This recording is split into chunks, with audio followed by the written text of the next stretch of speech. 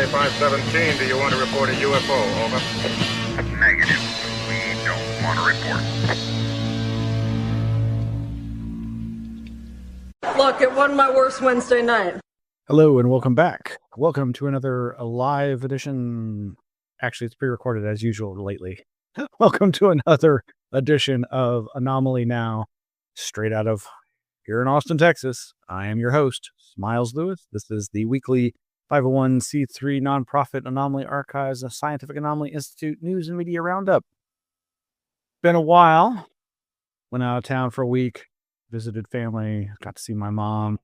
Went to Eureka Springs, Arkansas. You know, that's where the now longest running UFO conference in America has been happening. Changed hands a few times. I've only ever been to one of them way back in 2005. I got to start going to those. Anyway, so it's good to be back here, back in the saddle, so to speak, and hope you all had a great Halloween, and hope you, if you celebrate or reflect on our recent American Veterans Day here in the United States. Peace and prosperity for all. That's what I want. That's what you should want. And disclosure. You should want disclosure. You should want transparency in government. Revealing of all that's been hidden or something like that. I don't know. Anyway, again, thank you for joining us. Please like and subscribe, hit the notification bell, all that good stuff. You know the drill. It all does help spread the message, our nonprofit message of preservation of anomalous materials and public education about the contents of those materials. We have over 7,000 books in our collection here in Austin, Texas. We have thousands of periodicals. We are going to increase, hopefully soon, our digitization, providing more virtual long-distance access for all to those materials. And yeah, we do monthly live online events through our patron community that can be found over at patreon.com. Of course, our website is anomalyarchives.org, and we have all the links that we'll be talking about and more posted at our website, but also over at our flipboard.com/@anomalyarchives. Like I mentioned, our Patreon is over at patreon.com/anomalyarchives. Very easy to remember if you can remember how to spell anomaly. 1 A, 2 A's, 3 A's, go 4. I'm already being too silly. Okay, enough of that. Well, yes, you can find out more about us at anomalyarchives.org. Go to our Patreon, all that, blah, blah, blah, blah. So what else we've been doing? So we have been continuing to make past lectures available for you. These lectures from a year ago. So, of course, we have been doing lectures mostly in person in the past, but post-pandemic, for the last 5 or 6 years, we've been doing more virtual stuff. But yeah, back in 2014 was one of the last presentations by paranormal cryptozoologist Rob Riggs, good friend. Miss him dearly since he passed a few years ago. But we resurrected an article, a lecture, one of his last lectures from back in July of 2014. And now we've made that available to the public through our YouTube channel and our website. You can go to the website, our YouTube channel, youtube.com/anomalyarchives. See, it's so simple. And you can sign up for notifications there about these kinds of things. And that presentation was, of course, Rob Riggs talking about the Texas Bigfoot enigma and his experience investigating it ever since his childhood, his young adulthood, and on into his final years. He was a fantastic human, loved him so much, and miss him dearly. But you can watch that or listen to the audio only if you prefer. There's actually not a video of it per se, but we did one of those audiograms for you. And of course, we have recently made public our October 2024 lecture by Greg Bishop. Greg Bishop, of course, presenting on Can Hard Data and Materialism Solve the UFO Enigma? Short answer, no, probably not. But you probably already knew that. But I, as always, highly recommend anything Greg has to say. Really interested to hear his upcoming report on the Sol Foundation conference that happened over in Italy. He apparently did get to attend, and looking forward to hearing more about that. And if you are interested in that, we'll have links in the show notes. But yes, among the links that regarding reviews of the Soul Foundation, there's links to a couple of different videos, one by Ryan Sprague, Somewhere in the Skies channel, as well as That UFO Podcast, I think is what the title is. Another one. And of course, either probably Keith Basterfield over at UAP Scientific Research Blogspot has posted a brief synopsis of the lineup, hopefully with reviews to come. I'm not sure if they were able to attend, but yeah. So among the other things that we've released recently through our Patreon, and then we give, early access to our patrons through the Patreon. So even if you join for free, you're likely to get access to some early access content as well as other free content, which then we do eventually make public on our website. And in fact, this flashback from several years ago, I think it was 2009. Yes, early October 2009, I was contacted by an associate producer of the online webisode series Streets of Fear, as my article written back in 2010 says, who was wanting to know if I knew anything paranormal or mysterious about Convict Hill Road here in Austin, Texas. And yeah, that was quite an experience. And you can learn more about that by going to the link here to the Anomaly Archives webpage for that. But yeah, these webisodes for FearNet's Streets of Fear series aren't really available unless you dig them up through archive.org. And so I was making this one that I featured in available. And in fact, let's go ahead and we'll play that 2-minute video for you. It's these webisodes, as they were back then, were very, very short and kind of funny, honestly. Yeah, here we go. Where is it?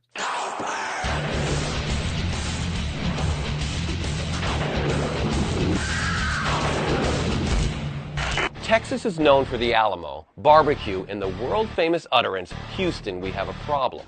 But it's also known for something more ominous, the death penalty. So it should come as no surprise that there are plenty of legends about convicts who refuse to cross over, which according to some is exactly what's happening along Convict Hill Road. Generally, paranormal activities are discovered in places where there have been tragedies or human distress. I've been hearing that there is, in fact, paranormal activity associated with Convict Hill Road. The history of Convict Hill Road goes back to the late 1800s. A huge 1,000-acre quarrying operation was underway to quarry out limestone for the state capitol here in Austin, Texas. Governor Ireland, in trying to reduce the cost, decided to use prison labor. The convicts were shackled and chained 24 hours a day. They were watched over by armed guards with trained dogs. By all accounts, convicts who attempted to escape were shot on the spot. This is where the rumors of a burial ground associated with Convict Hill Quarry Park originated. There are a multitude of limestone piles. These piles of rocks could be shallow graves. Given the history of this site, it still would not surprise me to learn of any anomalies, whether they be from average visitors or the sensitive psychic.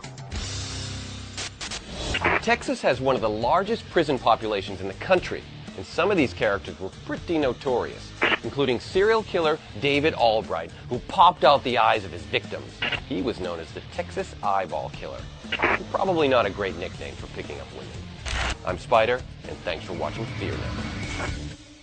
Oh my gosh. Yeah, Spider doing his best Billy Idol impersonation. Oh no. Oh, it's so ridiculous. Yeah, there was nothing paranormal about Convict Hill Road or that little Convict Hill Road park. There are no bodies. Nobody has ever found any bodies. There's very little in the way of information about any paranormal hauntings associated with that spot or the surrounding areas. It would not be surprising if there are, in fact, convicts buried there or in and around that area. But yeah, anyway, that was a fun experience, but a great example of how TV producers, or in this case, webisode producers, really want a certain narrative and they're going to make you speak it so that they can get what they want.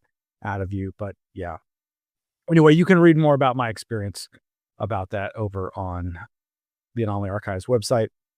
My good friend Mac White and I talked about it more back in 2009, right after it happened. I haven't made that audio available yet. It used to be available online. And if you've got good web sleuthing skills, you can find it. But anyway, yeah, we'll do a better audio version of that someday. All right, so moving right along, and that was a happy late Halloween for you. Right, so I don't normally show, I don't like to show necessarily a lot of videos of alleged UFO footage on the channel here, or on the show here, but obviously people are always interested in, oh, there's all these thousands of UFO sightings every year. Why aren't there better videos? Well, there are some great videos out there, but more than likely they're complete and utter BS. And a website that you might see a lot of utter BS on is the ibtimes.co.uk. That's the International Business Times over at ibtimes.co.uk. Yeah, this headline, trending, unbelievable footage from Canadian cargo ship sparks major UFO sighting frenzy. Does it really? A Canadian cargo ship footage sparks UFO frenzy with mysterious objects seen hovering and speeding into the night sky. I have a feeling this was written not by Marty Virgil Bays, but an AI by that name. I don't think whoever wrote this or whatever wrote this actually watched the footage, which if it's an AI, I guess it could ingest the footage, but you'd think it would come up with something better than this article. The article does try to give you a little bit more on background and does say, of course, it remains unverified, but they just try to link it to other, famous aquatic USO, unidentified submarine objects or unidentified submerged object reports. Of course, that's been getting a lot more press lately because of that Enigma Labs report that was not particularly good. But it's always a fascinating area for anybody interested in these subjects. And since the majority of the planet is covered by water, the majority of UFO reports happen above or near or in bodies of water. So there you go. But I do want to play this video because, first of all, it's beautiful, it's creative, it's very cool, but it totally is likely AI. The video's titled UFO Sighting, Unbelievable Footage Captured by Cargo Ship in Canada. I saw somewhere that this was identified as being in Halifax. But yeah, the article is worthless. The video is pretty much worthless, but it's beautiful and entertaining, and therefore seems worth a look. Check this out here, and you can tell us what you think in the comments or email us at contact@anomalyarchives.org.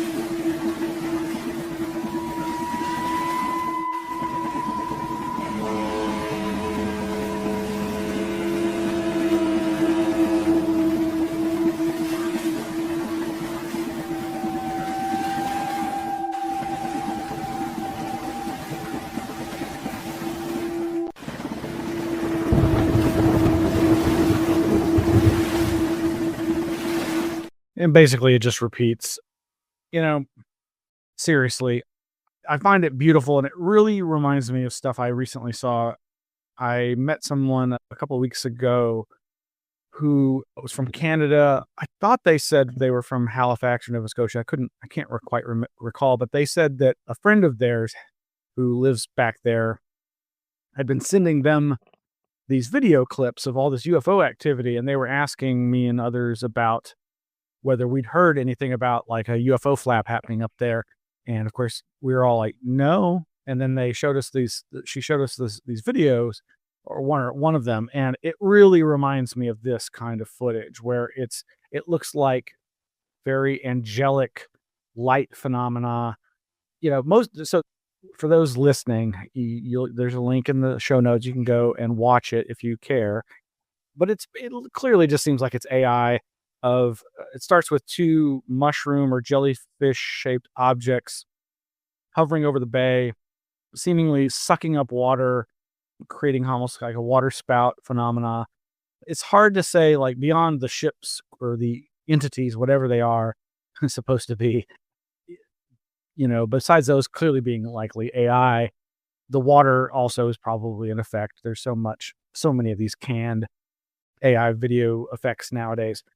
And of course, there's two sets of sounds going on. There's the kind of angelic / whale-like sounds that certainly are evocative and give a spooky vibe, and seemingly go well with this imagery of these creatures. These are they ships? Are they craft? No, they seem more like living entities.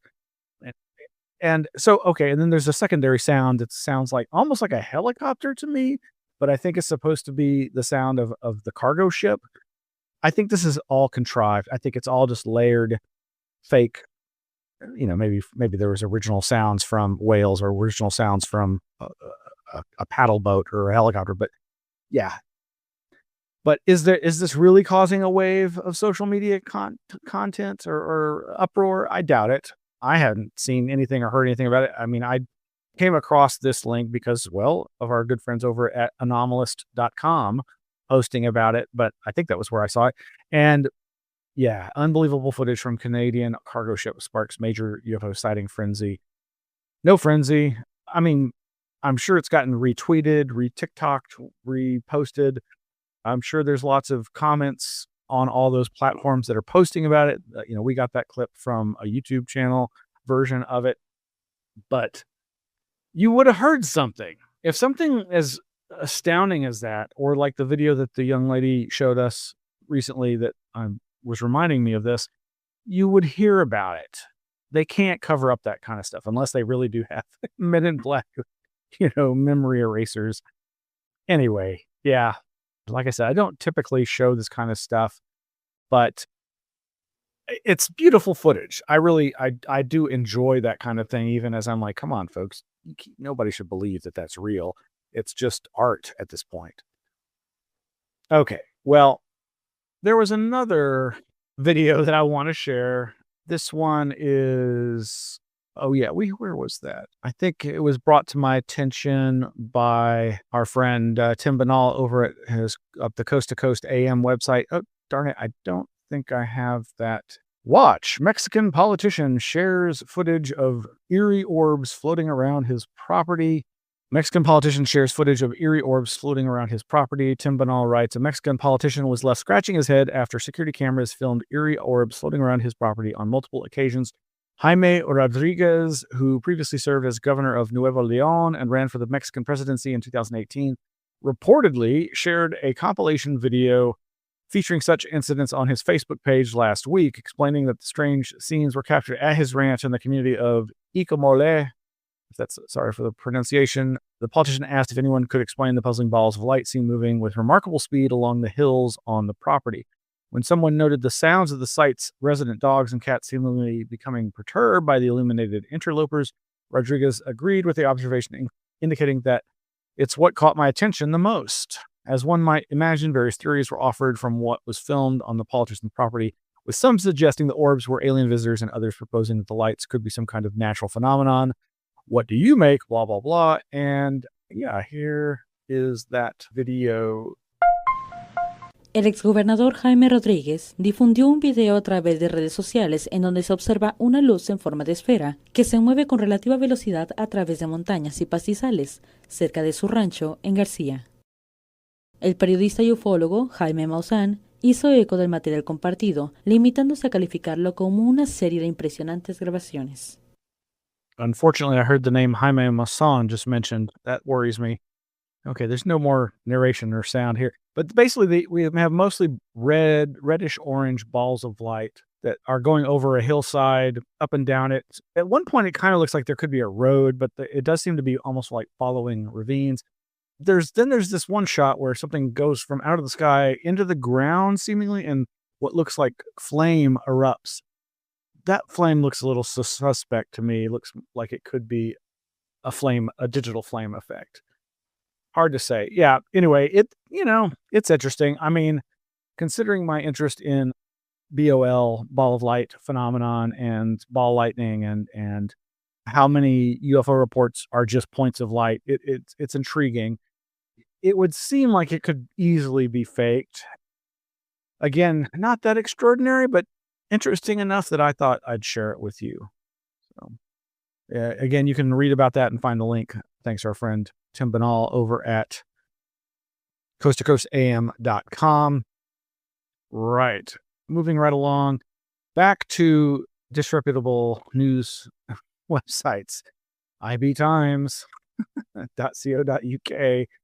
Oh my gosh. Tucker Carlson says U.S. government, quote, made a deal with demons for nuclear technology. Yes, folks, the pushing of this narrative that there are people in the government who believe that UFO phenomena are related to angels and demons. I mean, obviously, I don't mean to disparage anyone's beliefs, spiritual or otherwise, but it would be hard. It's like talking about the paranormal. It's unless you can apply science to it, it doesn't really do us much good in advancing our knowledge. It may advance the plot if there is one. Subheading of this article: a UFO religion believing in angels and demons is influencing Congress as scientific debate over objects like 3I Atlas and UAP disclosure intensifies. Right up front, the article says, this is the exact, a strange new faith is quietly spreading through the halls of American power. Forget little green men. This belief system posits that UFOs are not extraterrestrial, but supernatural, angels and demons. This is the exact claim media personality Tucker Carlson recently made during an early November 2025 appearance on The Megyn Kelly Show. He separately suggested on Steve Bannon's War Room podcast that the U.S. government is hiding these spiritual entities and may even have made a deal with them to receive nuclear technology. Yeah, wow.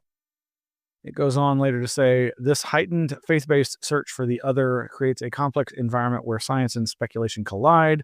The public's intense focus on UAP means that every new anomaly in the sky is scrutinized not just by scientists, but by those looking for confirmation of their beliefs. This phenomenon was on full display with the recent interstellar visitor 3I Atlas. No kidding. Comet or a cover-up. Yeah, it goes on to talk more about the whole 3I Atlas thing. But wow, yeah. And of course, it's Stephen Greenstreet. Again, not the most reputable journalist out there, for the New York Post, tweeting about this.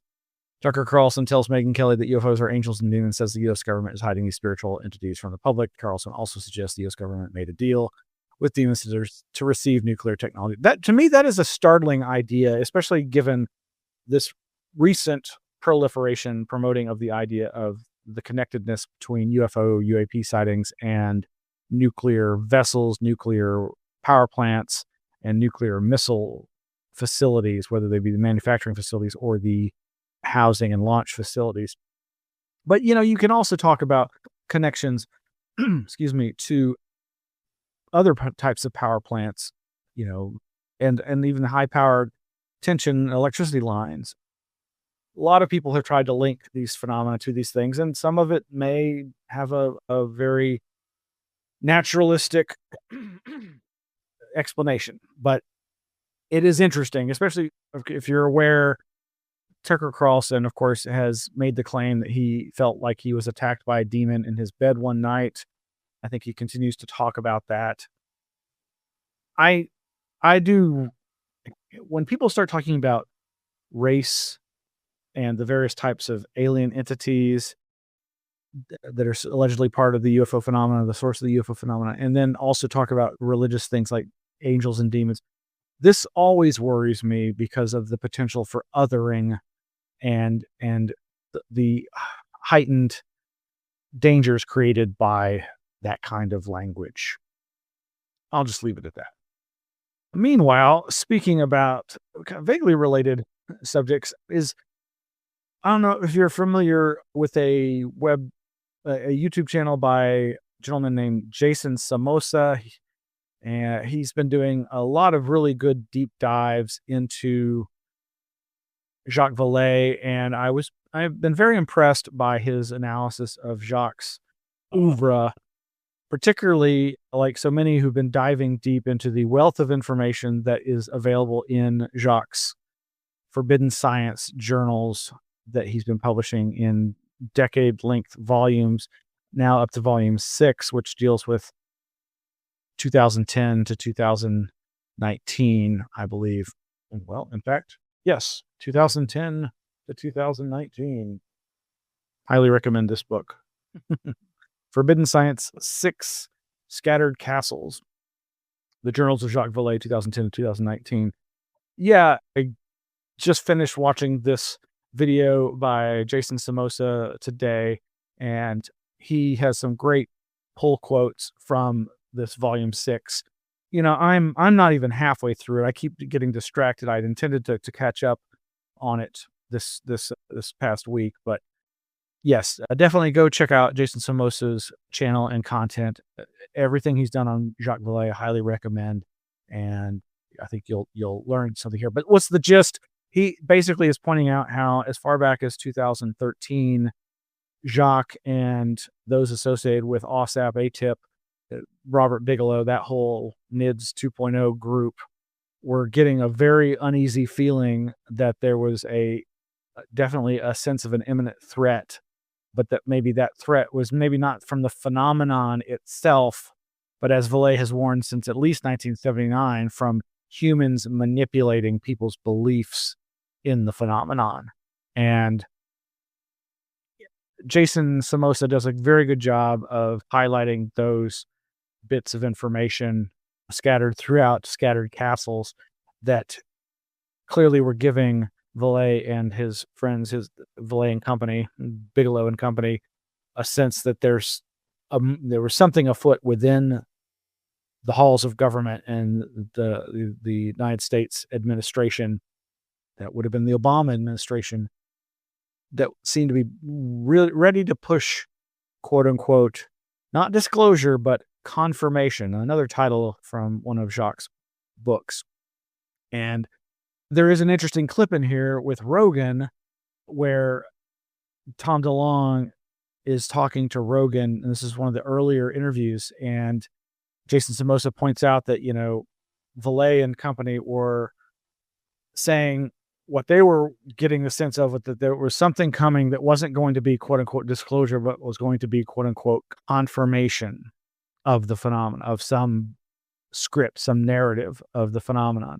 And, you know, just like with Jeremy Corbell, as we've highlighted and others have pointed out, has warned that there's this whispers in the halls of government and intelligence channels that something big is coming, and that it could be something akin to what people are already going crazy about with this 3-Eye Atlas, this idea there's the clip right there, UFO Revolution Season 2. Yeah, that something big is afoot, and that it's part of some kind of campaign emanating from inside the halls of power.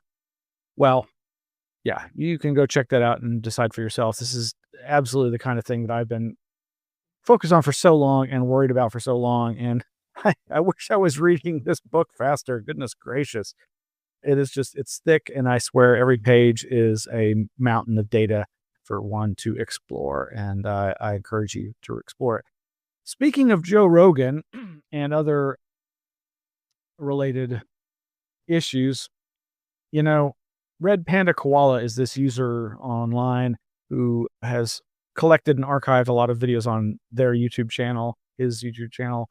And there's a just over 6-minute clip. I'm not going to play the whole thing, but it's a collection of every time Joe Rogan brings up the age of disclosure, he mentions mass amnesty. And this is something I do recall Tom DeLonge talking about before the 2017 thing, and that what came out, I think, in the WikiLeaks, just this idea that what he wanted to be a part of was helping get rid of the secrecy and bringing all these things out into the open, but making it so that the people who had been a part of it weren't necessarily brought to justice for the crimes that were committed. Because what we're talking about here with this kind of disclosure that's been advanced by the UAP Disclosure Act and things like that is, bringing out the things that have been illegally hidden from the people and more illegally hidden from from Congress. But yeah, here's just a little bit of that Joe Rogan clip. In the age of disclosure, one of the things they go into is that if these programs have been running and if they have been back engineering crafts that are not of this world, there's a problem with lying to Congress because misappropriation of funds. So anybody who did that is going to jail. So what they're calling for is mass amnesty. They're calling to say, hey, we've got to give amnesty to these people that were involved in this program. Otherwise, we're never going to learn anything. Age of Disclosure documentary. That's what it is, right? Yeah. There's a documentary that they premiered at Sundance or at South by Southwest, rather, here, that was really good. And it is essentially just all these different people that worked on these programs spilling the beans. And they all have pretty similar stories. And the bottleneck seems to be that all this stuff was done without congressional approval, which is highly illegal. So all the research, all this hidden back engineering programs, all this stuff in conjunction also with military contractors. So those are the ones that build the jets and the rockets, and so you have to go to them to help with this stuff and to try to back engineer this stuff. So then there's this competitive advantage they would have over other military contractors that don't get a crashed UFO. And so then people are getting sued, people are going to jail. There's a lot of money that was allocated for these things that was done through lies. And there's a lot of problems with that. And with this documentary is essentially calling for mass amnesty, which what's being advocated in the documentary that to me makes perfect sense is mass amnesty. Now here's the bad part. For sure, you're dealing with enormous sums of money, and I'm sure people got really rich off of that, and I'm sure it's super illegal if it's real. The back engineering potential? Yeah. I mean, one of the things that this documentary was calling for that I think is the only logical way to solve this is a mass amnesty for these people that misappropriated money and or whistleblowers. Well, the whistleblowers thing is crazy. They leave them alone. Come on. Of course. Everybody should fucking know this stuff, guys. The real crime is you keeping this secret from humanity. That's the real crime. Okay, the other stuff is horseshit. Like this Age of Disclosure documentary. One of the things that all these spooks, all these former, deep state guys who are now whistleblowers. I'm doing air quotes with my fingers for people who are just listening.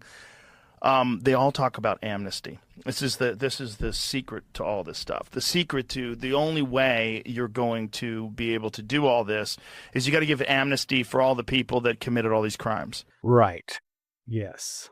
Yeah. So there is this highly anticipated documentary, The Age of Disclosure, that series of clips. That was only halfway through a 6-minute plus series of clips put together by Red Panda Koala. Thank you, RPK. Apparently every time Joe Rogan mentions this documentary on his show, he brings out that issue, which is very important. That is the key, really, of this whole disclosure issue and why perhaps it is not being more vigorously attempted. Well, that documentary is finally coming out. It is going to premiere in some theaters across the country, very few, but there's going to be a lot of watch parties, including some organized by Danny Sheehan's New Paradigm Institute, but it is also going to be launched for streaming early on Friday, I think November 21st. And yeah, it looks to be a really powerful documentary, at least as far as having all the politicos, government and intelligence people finally speaking out about this. And it is all about this idea of a threat, as Jacques Vallée and company were intimating as far back as 2013 that there would be some kind of campaign like this. And here we are. What's going to happen? Will anything significant happen? Will this move the dial, as they say, or will this just be more fodder for mythologizing about something that a lot of us believe to be true, but have trouble actually proving finally and definitively? Who knows? But I'm looking forward to watching this documentary as much as I'm frustrated by the sense that they're is an agenda at play here that I'm very concerned about. But ain't that always the way? All right, moving right along. There's so much more to talk about, including Mothman.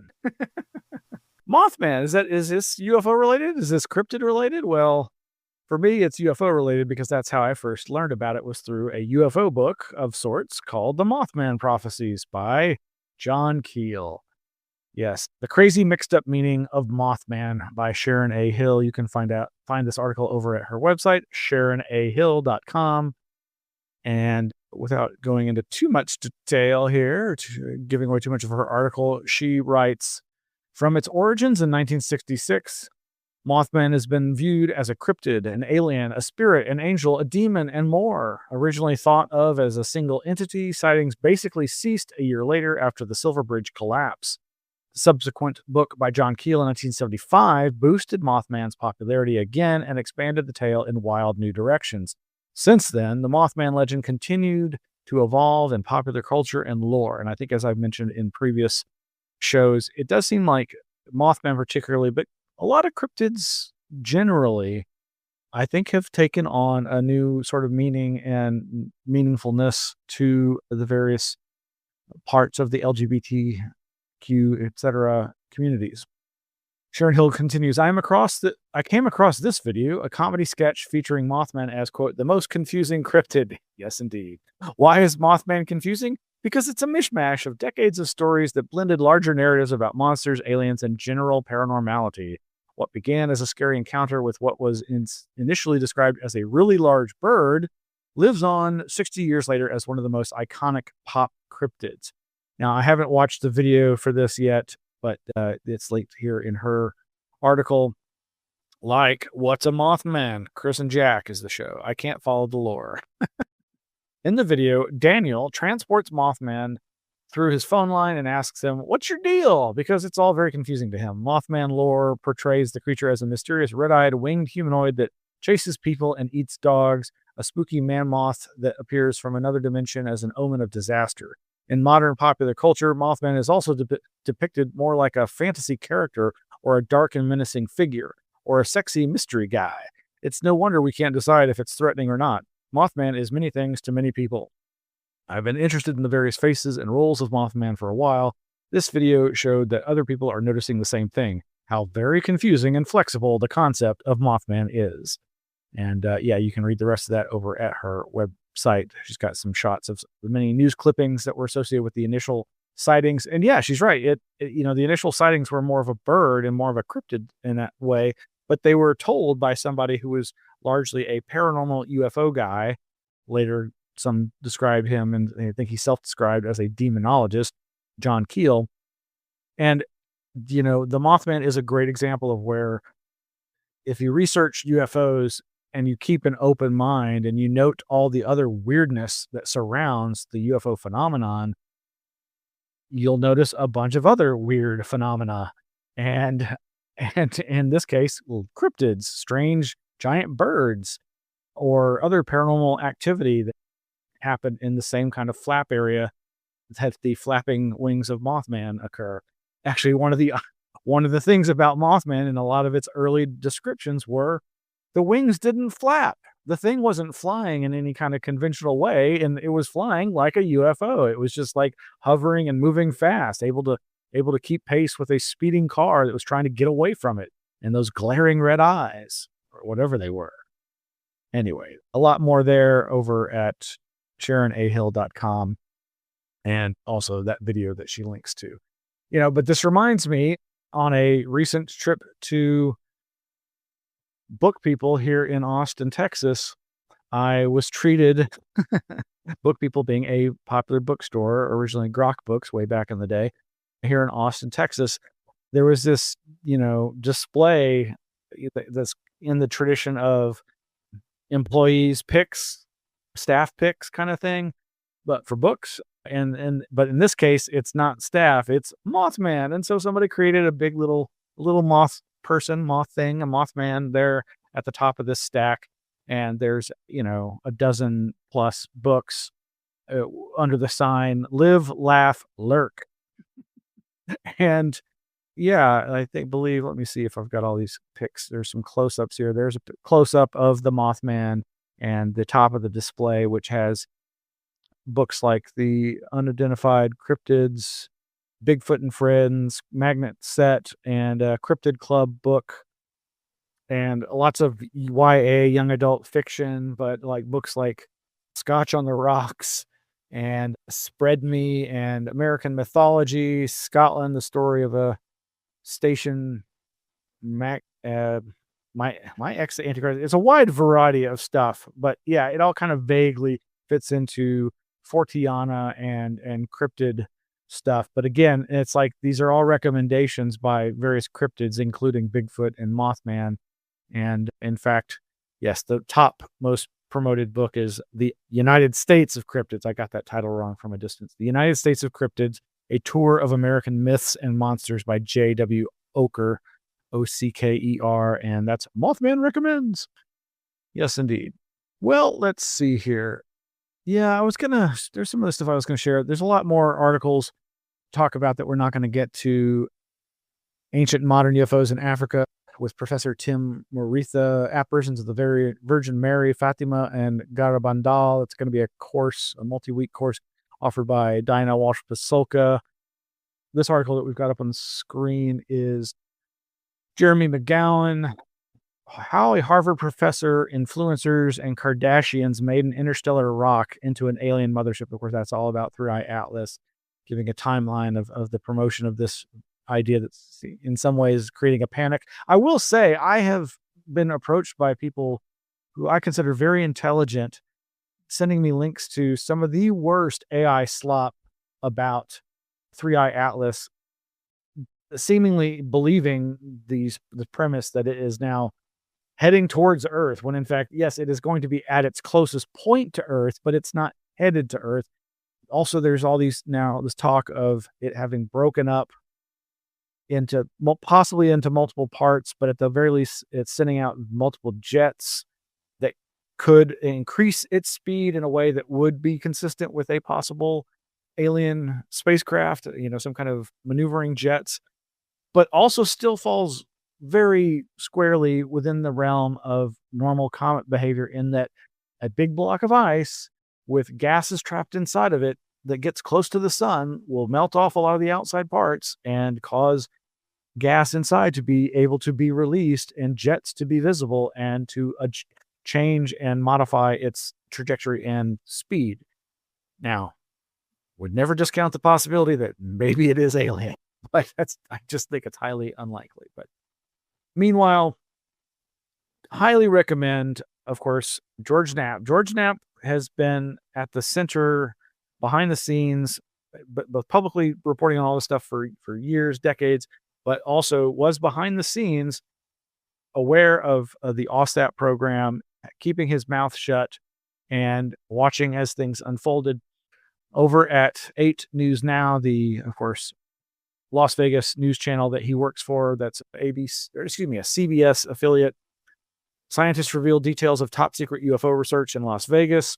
This was, I believe, in lead up to the release of the part 1 of the interview that he has done with his partner Jeremy Corbell, on their show Weaponized, which this part 1 is a 2-parter interviewing James Lukatsky. And boy, I haven't made it very far, but it's immediately intriguing, because here is the guy that ran the program, not Lou Elizondo, but James Lukatsky, and who basically says, it implies that the Arrow is in fact a disinfo op, and that nobody in the government has approached him to talk to him about what he knows. And he's the one that everybody says, including George Knapp, has seen one of these recovered craft, one of these recovered mystery objects that are being reverse engineered, allegedly. Anyway, over at the 8 News Now class article, Las Vegas, the largest UFO investigation ever funded by the U.S. government was carried out in total secrecy right here in Las Vegas. And while most of the reports produced by the program are still classified, the scientist who managed the program is spilling some of what he knows. Las Vegas is now known for hosting one of the premier racing events in the world. However, the most important race on the planet was headquartered right here. It was a race to see which nation would be the first to crack the code and replicate the propulsion system of mysterious machines seen for decades in our skies and oceans. The race is real and it is still underway. Dr. James Lakatsky said, "We are, quote, absolutely, unquote, in a race for the tech." Lakatsky worked for the DIA, the Defense Intelligence Agency. He said the goal of the program was to figure out UFO technology and to one day build our own. He spoke exclusively with 8 News Now chief investigator George Knapp. For more than 80 years, the U.S. government has told the public not to fret about UFO intrusions because nearly all of them are explainable. Behind the scenes, though, intelligence agencies and the Pentagon acknowledge that there is a deadly serious contest to figure out UFO technology before Russia or China do. Nevada Senator Harry Reid told us before his death that the race is real and that we'd better win it, which is why he was the primary sponsor of a $22 million secret investigation. Quote, "It is not our belief or conjecture or the opinions of the authors," Lakatsky said. "It's facts from the program. These are from official sources, from what the public has paid for." Now, quick aside, I don't believe he's actually, Lakatsky is in Age of Disclosure. Why wasn't he tapped for these various hearings? I believe he speaks to some of this in the interview that I have yet to finish, but maybe not. But yes, it's a question that's been on a lot of people's minds. Lakatsky spent most of his career with the DIA analyzing the technology of America's adversaries, weapons that could potentially wipe out the world. He was and is a keeper of secrets and regarded his oath and security clearance as gospel. But these days, he is cautiously and meticulously sharing what he can about OSAP, the Advanced Aerospace Weapons System Applications Program. It's the largest acknowledged UFO investigation ever funded by the U.S. government. Lakatsky designed and managed OSAP, inspired by a book he read about a UFO hotspot in a remote corner of Utah, a place now known as Skinwalker Ranch. Credible witnesses reported seeing mysterious high-tech objects emerge from holes in the sky. Lakatsky believed this was a potential threat and also an opportunity. Quote, "We wanted to learn what can be weaponized there, and that basically was our job at DIA." Lakatsky visited the ranch, escorted by its owner, Las Vegas tycoon Robert Bigelow, since taken over by Brandon Fugel, and had his own bizarre experience. He then convinced DIA leadership that an investigation was warranted. Senate Majority Leader Harry Reid and 2 of his Senate colleagues agreed, and OSAP was born. The program was housed within a subsidiary of Bigelow Aerospace and had a team of 50 full-time investigators. It conducted an unprecedented investigation in near total secrecy. Lakatsky and his team produced an astounding amount of material, including 115 thick documents in the world's largest UFO data warehouse. That was what was created by Jacques Vallée. That is known as Capella. Anyway, you can read the rest of this over there at 8 News Now. And there's also a video accompanying it, which is basically this what you read here. And of course, like I say, there is part 1 of the latest weaponized interview with James Lakatsky over at their YouTube channel. Well, goodness gracious, there is just so much more news I wanted to cover. I mentioned some of the other bits. There's this new newsletter, a UFO newsletter, I think in cooperation with MUFON, Mutual UFO Network, called The Wow Signal. And they have articles titled Extreme Experiencers and Doomsday Prophecy, as well as one called The Haunted Frequency of UAP. Both of these seem very intriguing. I have not had the chance to dive into those. On the front of Frontier Tech and the internet is this article from France24.com titled Sweden's Crowd Forecasting Platform Glimt, that's GLIMT, helps Ukraine make wartime predictions. Now, that may not seem to have any relevance to anomalous phenomena, but it seems pretty intriguing nonetheless. Along the cryptozoology line of articles, we have some great stuff, including several new videos, links to our good friend Chester Moore Jr.'s Dark Outdoors podcast series, which now has its own website, darkoutdoors.com. He and Lyle Blackburn have done a nice short mini documentary called Feral Humans, New Evidence of Wild Men, that they released on Halloween. And there's some other great stuff about Texas Bigfoot related issues. This what's the website? YouTube video called The True Story of the Marion County Monster Aggressive Bigfoot Encounters on location in Jefferson, Texas. And of course, our good friends Tim Banal and Joshua Cutchin recently took part in a long-planned expedition into an undisclosed location in the wilderness for a Bigfoot trek and did a multi-hour wrap-up discussion of their experience on the Banal of America BOA YouTube channel. That's BOA Live Bigfoot Trek Special that you'll want to check out.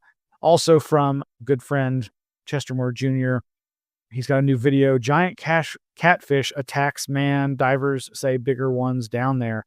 This is, of course, an area I love in cryptozoology, this idea of extremely large catfish, sometimes described as the size of a VW bug car, lurking often at the base of dams and in murky, deep waters in Texas lakes and rivers. And then on another article, Demon Dogs of New York City, which is a more North American report on the strange phenomena of big black dogs, the phantom black dogs, which is mostly a British phenomenon, but I think is truly a global, worldwide phenomenon. A ton of other great articles under the subject headlines of paranormal, parapsychology, and spiritualism. Oh, yes, I got to recommend Photography and the Invisible, 5 essays by Sharon Taggart. You know, Sharon Taggart is this amazing esoteric photographer. And let's see if I can get this to, over at walkerart.org are the links to her 5 essays. You know, I think I was introduced to her work perhaps through Greg Bishop's Radio Misterioso interview with her many years ago. But yeah, Photography and the Invisible. Since the inception of photography in the 1800s, people have tried to photograph things they couldn't see: ghosts, dreams, prayers, sickness, sin, psychic powers, and even the human soul.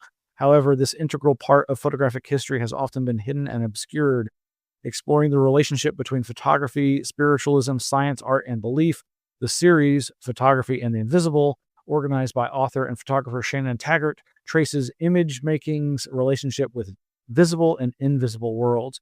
And some of the essay titles are Every Picture is a Ghost, Photography and the Invisible, Psychic Possibilities, Spirit Photography in the 20th Century and Beyond, Can You Imagine Anything Better? Christine Bergen on Spirit Photography and Conceptual Art.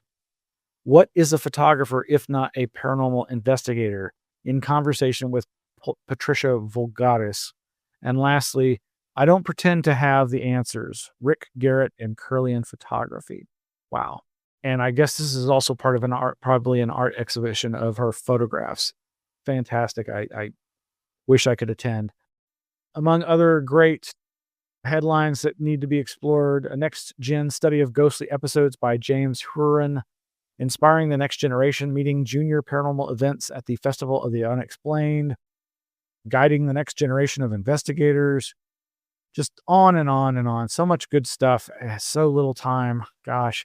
On the frontier archaeology, we have something from, is it Texas Parks and Wildlife or Texas Highways? I forget, but this gentleman writes for one of those publications and has a video called Why the Galt Archaeological Site in Texas Changes World History. We've talked about the Galt site before here in Texas and how it really rewrites ancient human history. Some other great titles that need your exploration. Archaeologists discovered a mysterious underground chamber from an ancient civilization, as well as oldest known Maya monument could be a map of the universe, to the world's oldest known cave art wasn't made by our species, that would be Neanderthals, that made the art that they're talking about. And on and on and on, including Michigan County to build $2 million museum to promote pseudo-historical claim. And the long-delayed Grand Egyptian Museum is finally open, and it was worth the wait, and more. So we'll have those links in the show notes for tonight's episode. And thank you for joining us. Really appreciate your support. Please go to anomalyarchives.org. Sign up for our website updates there, and or go to patreon.com/anomalyarchives. And you can sign up for free and get information about our activities, as well as donate $1, $2, $5, $10 or more a month. It really helps us keep this project going, this nonprofit 501c3 effort to preserve and educate the public about these kinds of anomalous materials. And well, that's going to do it. Thank you so much. Good night.